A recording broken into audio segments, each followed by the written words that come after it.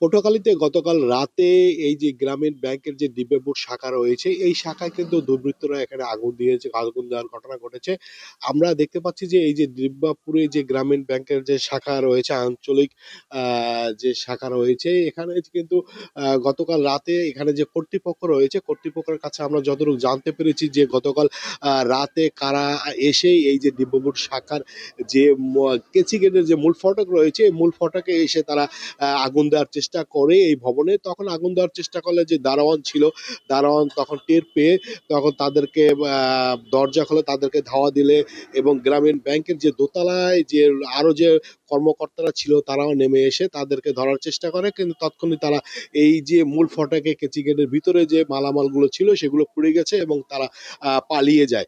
পরবর্তীতে আমরা সকালে এসে দেখতে পাচ্ছি যে এখানে যে আগুন দেওয়ার যে চিত্রগুলো রয়েছে, এখানে পোড়া ছেটা যে কাজগুলো রয়েছে সেগুলো আমরা দেখতে পাচ্ছি এখানে সেই অবস্থায় রয়েছে।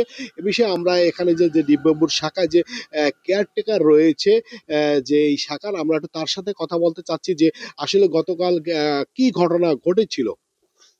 আর গতকাল রাত 8:30 আমি অফিসের কাজ শেষ করিয়া বাড়ি গেছি।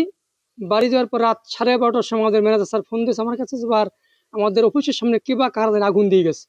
নাইট গার্ড আলাপ পাইছে, সে বাসিতে সিটি দেওয়ার পরে ওই উপরে ওখানে ম্যানেজার স্যারে এবং ওই যে Nasir sir, Golam rabbi sir, এই 3 জনে মিললে, তারা 4 জনে মিললে আগুন নিবাইছে। নিবানোর পরে থানায় ফোন দিচ্ছে, থানা থেকে লোক আসছে, লোক এসে তারা এখানে সারাত্র ছিল এবং আবার এখন তারা যাওয়ার পরে আবার আর এক পার্টি এসে তারা বসে এখন পর্যন্ত আছে। এই কি ক্ষয়ক্ষতি হয়েছে? ক্ষয়ক্ষতি, একটা পাম্প মেশিন ছিল, পাম্প মেশিনটা পুড়িয়ে গেছে, ওটা থানায় নিয়ে গেছে।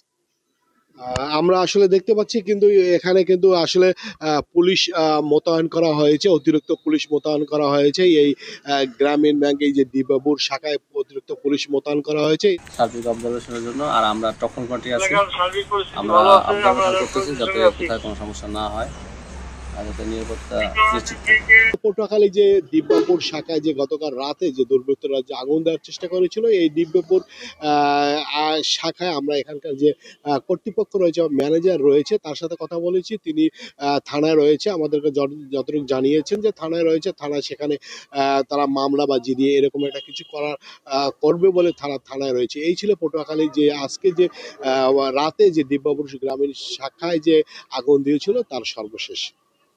মোহাম্মদ মনির হোসেন বাদল, সময় সংবাদ, পটুয়াখালী।